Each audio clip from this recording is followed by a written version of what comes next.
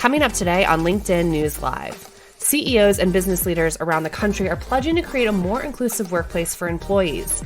We'll speak with two experts on what those measures look like and whether it's enough to move the needle in predominantly white corporate America.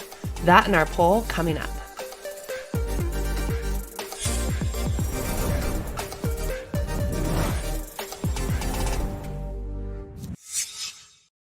Hello, I'm Caroline Fairchild, and welcome to LinkedIn News Live, where the business conversation begins with you. It's Monday, October 26th, and here's a quick look at the top stories that are trending right now on LinkedIn. Nearly 1 million people lost power in Northern California on Sunday. Pacific Gas and Electric plan to shut down as a way to prevent wildfires. The state is preparing for what will, quote, be the most dangerous fire weather of the season. That's after 4.1 million acres have already burned in the state this year, according to Bloomberg. New coronavirus cases are passing an 80,000 daily threshold in the US, according to Johns Hopkins University data. More than 83,000 cases were reported on Saturday. That's the highest number of cases in the US on a single day on record, and experts are expecting those numbers to get worse. And the pandemic is impacting working fathers too. While many mothers have left the workforce, so have fathers, according to new data out by Pew. And as schools and childcare centers shut over the past 6 months, workforce engagement among working parents has gone down as well. For more stories like these, be sure to check out the news module to the right of your LinkedIn feed, or if you're in mobile, click into that search box. We've been polling professionals on the LinkedIn news page, and we want to hear from you as well. The topic of today's poll is corporate America doing enough to close racial gaps within its ranks? A, yes, for the most part. B, somewhat. Or C, no, it's not enough. Let us know your vote in the stream right now. We'll have a conversation about that on today's show. In the wake of protests against police brutality and systemic racism, corporations have come out en masse with pledges to advance equity within the workplace. But what is actually happening on the ground? Beyond these public statements, what are companies doing to advance racial equity? A recent survey found that more than half of Americans expect CEOs to be actively anti-racist, but 44% believe that business leaders are doing very little to address systemic racism, and 71% said that most CEOs are incapable of recognizing racism around them. Wow. Joining us now to discuss this is Shannon Schuyler. She's PwC's Chief Purpose and Inclusion Officer. And Kenneth Thomas is joining us as well. He's the co-founder of the Minority and Women Contractors and Development Association. Kenneth and Shannon, thank you so much for joining us on today's show. Thank you, Caroline. Pleasure to be here. All right, Shannon, let's start with you. We just saw those glaring statistics at the top of the show. More than half of Americans believe that corporations just aren't doing enough right now to advance equity and racial parity. Why is that? Well, first, the stat that you showed that was really alarming was a 71% who believe that CEOs are incapable of identifying racism. And I think that that is just a horrific number for us to be looking at when you think of the business community. I think people are finally understanding that we have to actually say the word systemic racism, and we have to make sure that we're realizing that bias comes through in a lot of different ways, and some of those is unconscious and others is conscious. And CEOs who got their roles, many of them didn't think that they would be dealing with this type of societal issue that we're going through now, with the combination of both COVID as well as the murder of George Floyd and others. And they are now saying, what should we do? And many of them are just putting their first chief diversity officers in place or their diversity departments, let alone really looking at how do we change our systems and our behaviors within our business to actually make a difference. And kind of what Shannon's really talking about is how the role of the corporation has shifted. You've been a diversity advocate for 15 years. What are you seeing right now in terms of the work that you're doing with companies? How has this conversation changed in the recent moment?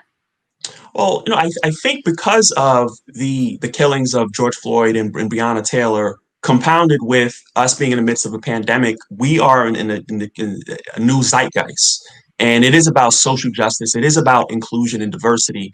And so I think what we've seen with a number of companies is them attempting to tap the pulse and leverage their ostensible support of diversity, inclusion, and equity to get out in front of this issue. And unfortunately, I think you see a lot of cynicism in this space because so many professionals are perceiving this as public relations stunts.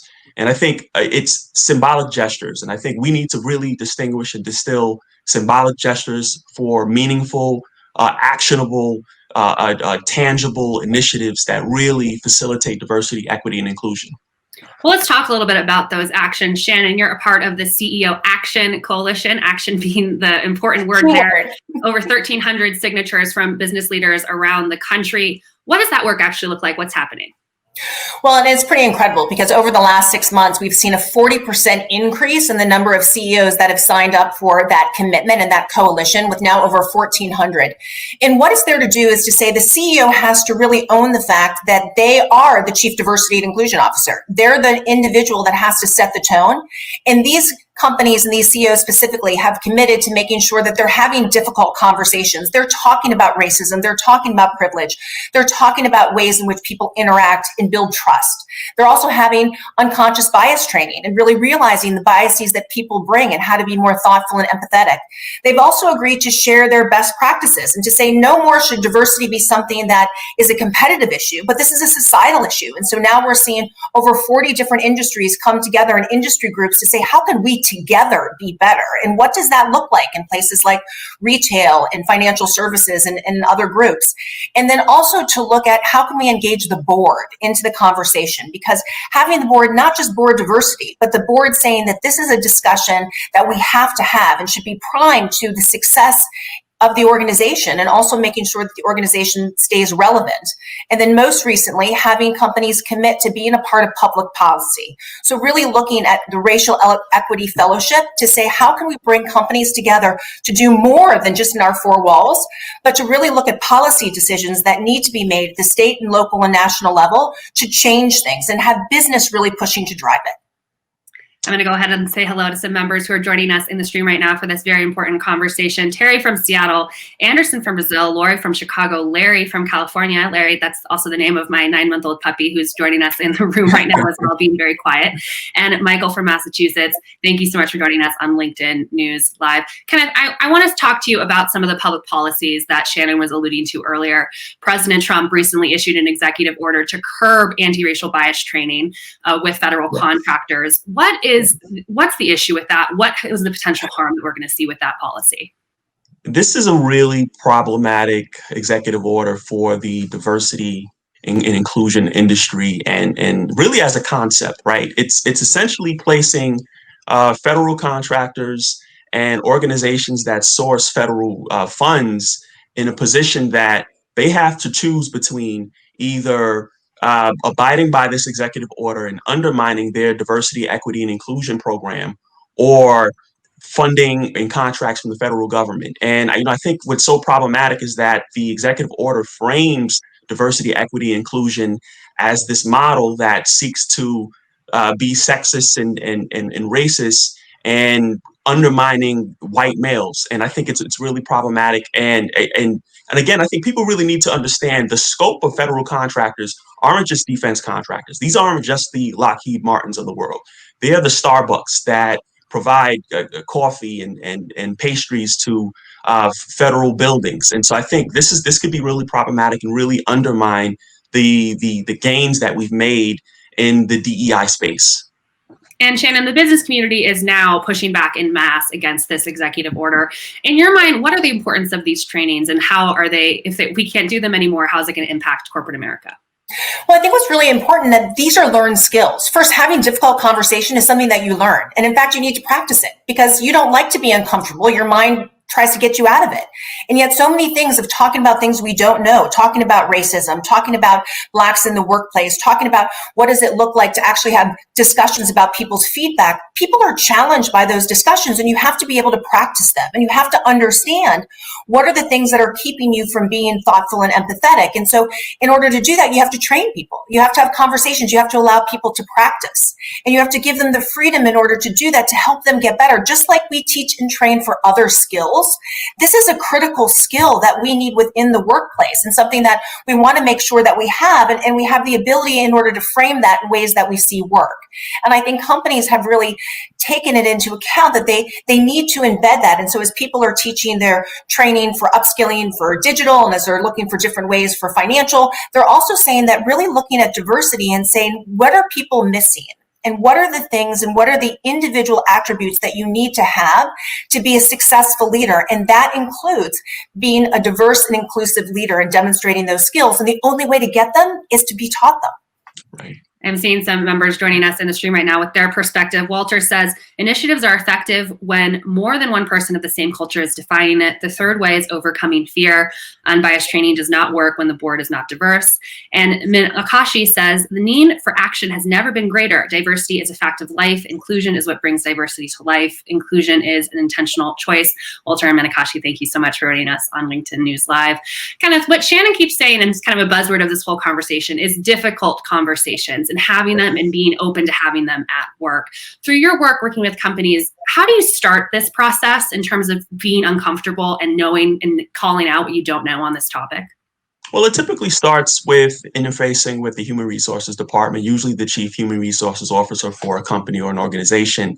And we typically approach this through a diversity audit, because you first need to understand, and certainly I need to understand, what's the demographic composition of your workforce. And then you have to do a deeper dive. You have to then assess, all right, how diverse is your executive suite? How diverse is your board? How diverse are your partnership, the composition of your really the powers that be? Because I think it's really convenient for many companies to profess and proclaim diversity, but it's typically at the entry level or in positions that don't necessarily have the spotlight to facilitate value. And that's typically in the profit and loss areas. And so we conduct a diversity audit. We assess what the composition of the company is. And then again, it's about having an honest conversation and an uncomfortable conversation. And to kind of echo Shannon's point, it really has to explore what were the structural mechanisms that facilitated the existing composition of the company, and really trying to deconstruct and demystify what that is. And what we found is that you often come up against corporate cultural inertia and complacency. And we hear time and time again, companies just don't understand or appreciate the numerous variables that go into shaping the composition of a company. So we like to start first and foremost with the gatekeepers, human resources, the recruiters that they use to establish a pipeline to access labor, and really then try to determine, all right, once you have diversity, what about inclusion? Are you positioning these diverse members of your workforce in positions and spaces that they can facilitate upward mobility? And that could mean a mentorship framework. That could mean more transparent and actionable structures in place that facilitate these opportunities. So there's myriad ways that you can approach this. But I think most importantly, and we're always very careful to frame this around, we are not attacking anyone individually. We are trying to address the systemic structures that prevent meaningful and gainful diversity and inclusion within a company. And Shannon, what Kenneth is really talking about right now is what gets measured gets done. And that's certainly very true in corporate America. How is PwC and the other members of the CEO Action Coalition making sure that this is being tracked, and that it's even, say, I've seen some companies tying it to pay and promotion. How are leaders really being held accountable to move forward on these issues? Yeah, Caroline, and just to build too on what Ken said, I think that having the structure and the process into making sure that you're tracking it is incredibly important. And give me a second, I'll get to that. But this is also individual behavior. So I think some companies stopped at let's look at programs and let's look at ways in which our systems work. And it's also saying that each individual interacts with dozens, if not hundreds of people in the course of their week. And it's those types of microaggressions. It's those types of interactions. It's knowing that a slight thing that you said, if you were insensitive in saying it, can impact someone's overall experience in the workplace. And so there's so much for each one of us to do by owning our own behavior and making sure that we're very diligent in the way in which we communicate, and we ask questions, we learn and we read and we understand things that are going on in historical context. And there's a lot of that we can do ourselves. So it's not just about waiting for the company. That being said, I think you have more and more companies, and we recently released our diversity and inclusion transparency report. And once you put the information out there saying this is where we are, so you question whether or not we're focused too much on diversity and inclusion, whether we've gone too far. And yet when you see data, that means that first, everyone is now a part of it. So it's not just that small group of leaders that has the information and is trying to change the systems themselves. It's allowing everyone now to see the information and be able to push that forward. And I think the more that companies are able to disclose, to become transparent with their information, however that looks to them, that's within the framework of risk and what they want to do, that helps to open up the aperture. And again, that's not then just the diversity department and human capital and leadership. That means it's everybody within the organization is taking ownership and has to work to say, how can I make my sphere of influence different, knowing exactly where we are and knowing the groups that we need to have interventions with because their experience is not at parity, and it's not at parity, especially with white men. Absolutely.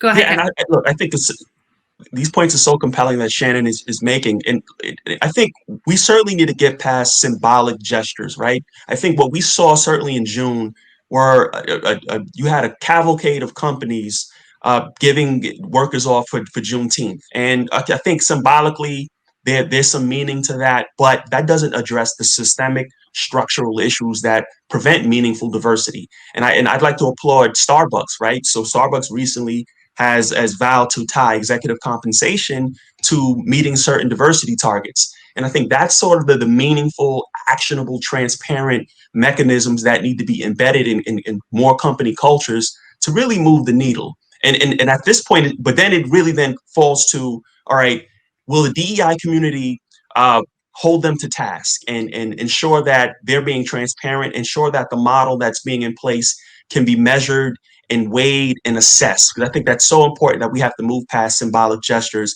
and get to kind of tangible, actionable agendas that can really move the needle. Absolutely. And I'm seeing a lot more members joining us in the stream right now. Andrea from Indiana, Walter from Georgia, Sherry from Dallas, Martha from Los Angeles, and Thomas from Chicago. Thanks for joining us on LinkedIn News Live. Joe has a suggestion. He says, let's set representation goals and make it part of the organization's metrics and make sure that there are consequences if you don't meet them financially. Kenneth was just talking about Starbucks doing just that earlier this week. And then Andrea asks, what is the biggest barrier to moving closer to inclusion and diversity, do you think? Shannon, I'll start with you with that question. I honestly think, and when you look across it, for the most part, you have underrepresented minorities, so our Black and our Latinx colleagues, as well as those who are out in our communities, are individuals that have not seen parity or equality of experiences as they've worked through, especially within business. And part of that reason is we have not taken the time to really understand what are the implications of our systems and our behaviors in dealing with individuals that many people haven't grown up with and haven't interacted with. And we have to own that. We have to look at what is happening with our entire populations from the time they're recruited to the time they're through our organizations to say what is happening at parity and what is not, and also make sure that we're really understanding that many people in an organization may or may not have had any contact with somebody from a different race, somebody from a different religious background, and people need to be able to have that space to build trust and allow people to have their own identity and their own sense of belonging, and make sure that you're building that for everyone within the culture. I also think it's absolutely critical that we focus more on this notion of allyship. We don't have to just hunker down with those people who look like us with our same background. We should be able to want to gather more information, to be more informed of people who are different than us, and then to become their allies, realizing the barriers that they have that we might not, and be able to be a champion for them as they move forward. And we can do that together. And that's about the humanity of individuals looking to say, this is my responsibility, regardless of my background or experience, to be able to be all in and to help people as they move forward. And actually, according to recent survey data, the most likely place that you're going to find someone of a different racial background than you is at work. And yet we continue to avoid having these difficult conversations. So kind of, how do we change that? I think we have to appreciate systems, right? And how all-encompassing structural biases are within a system and how we operate within these systems. And that's corporate America. That's politics. That's media. And I think we have to really be very careful. And I can't stress this point enough at distinguishing between symbolic gestures and meaningful, actionable, transparent agendas and initiatives, such as Starbucks. And I think I have to applaud Yale. So Yale just last week recently announced that they will be holding the asset managers that invest their money to task in order to meet certain diversity mandates. And I think that is where the rubber meets the road. It has to be something actionable. It has to be holistic and comprehensive because we are dealing with systems. And again, I think, and I have to pull a PwC because I've actually used them as a resource in terms of their reporting. we have to anchor our opinions in data. Data is so important. So I think that's critical, right? Because then we can move past just kind of opinion and hyperbole and emotion-based responses and really just frame these issues into data-driven results, data-driven agendas. And I think that's critically important, that we understand and appreciate how intricate this when we're dealing with systems. This is systemic and structural biases that can't be addressed by spouting opinions not anchored in data and really running for the hills when it comes to trying to function within silos. That we have to address this politically, academically, with the media, in corporate America. It has to be a concerted effort. And I think, Ken, building on that, I think what's so important is some people are just wait until someone gets into business and says, how do you fix it? And I think that's why these types of things that organizations are doing, even with the CEO Action for Equity Fellowship, where you have now over 100 companies who are saying, I'm going to give my people to help drive policy. And so, Ken, this is a lot of what you're working on too, because this is about fixing those systems before somebody even gets into the business community. This is about looking at healthcare and looking at education and looking at economic empowerment and looking at public safety and saying all of those things have to work. And then, somebody gets through all those systems and then they go to work in business. Right now, none of those things are working in many cases. So there is no understanding of what people are going through. And then they're suddenly coming into organizations and people don't have that connection. More organizations need to be able to look at the political landscape and say, what is the role that we need to play before even people come to work within our organizations? Well, we focused a lot of this conversation on the topic of having difficult conversations at work. And I see a question in the stream that's going to allow us to do that right here live as well. Candace is asking, how do you address the fear of white men about their current jobs being at risk? How do we turn them into allies? Kenneth, do you want to take that one? That is a phenomenal question. And again, I think when we conduct our diversity audits, I think that's why that's the one of the first questions that we touch on, right? This is not, diversity inclusion is not a framework to displace white males in the workplace. It's really meant to be inclusive, not exclusive. We are not attempting to exclude white males, but unfortunately, the history of this country and certainly within corporate America are the overrepresentation of white males in positions of power. And look, the honest conversation is that we do have to recognize that there has to be certain concessions made in order to facilitate and extend opportunities to minorities and women. And it's an uncomfortable conversation to have, but it's a necessary conversation to have, and it's necessary to outline that framework. And I think the executive order from the Trump administration, it touches on that, and it is actually exacerbating, I think, many of these reckless kind of assessments of what diversity and inclusion really looks like. And I think that's why that executive order is so problematic, because it stokes the flame of kind of xenophobia and being territorial and trying to compel certain groups to close ranks. And I think we have to really move past that. And really the honest conversation is an uncomfortable conversation. It's not about excluding white men. It's about facilitating opportunities for women and minorities. Yeah, Shannon, anything to add there? I would just say, to be clear, white men are critical to this conversation. So they are critical. They're the ones, and you showed a board seat numbers and where we were, they're the ones who are going to say, in order to get on a public board, you don't have to have been a CFO or a CEO, because if that's the only population you're going to look at, these numbers will stay the same because people can't get to those levels, let alone these.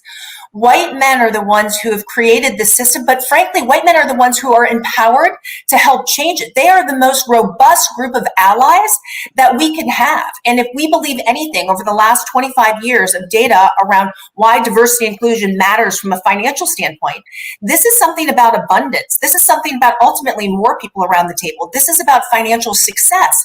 White men are critical to that. So yes, the conversations are uncomfortable. People have been working hard for a role that they want to get, but now is the time that they also look within and say, we were not fair, and now we need to be a part of making it right. And by making it right and coming together, we will all be better off. And we have to have those conversations. And just to echo Shannon's point, and right, we have to be so very careful when you advocate in this space to avoid reflexively disparaging white men. This is about, again, having a holistic, inclusive conversation with all the stakeholders involved. And again, I think what's really critical is anchoring in these conversations embedding these conversations with data. And data is so important. And again, I think there was a recent McKinsey study that correlates increased diversity with increased profitability. And I think that that's really important because, look, we need to be very realistic. Very few diversity and inclusion initiatives within corporate America are catalyzed from altruism. It's really about public relations. It's really about marketing and optics and the potential to leverage that for increased profitability. And so, look, this really great McKinsey study, it shows that there is a correlation there. And so I think as long as we frame this in data that can be measured and weighed, we can avoid, or we can at least mitigate the conversations becoming combustible or combative when it comes to, all right, well, why are white men being excluded? No, you absolutely have to have white men in the room to have these meaningful conversations, but they just have to be nuanced. They can't be from an attacking perspective. You can't address that in that way. It won't work. Well, Shannon and Kenneth, I know I speak for the stream when I say thank you so much for joining us on LinkedIn News Live, for having this virtual conversation. Sometimes it was difficult, but I learned so much and we got through the data and I really appreciate it. Terry says, allow for error. Those difficult conversations aren't easy. It's okay to fail. This is how we learn. Giving grace and moving through feelings and being open to others. I think that's a great note to end on. Shannon and Kenneth, thank you so much for joining us on LinkedIn News Live. Thank you.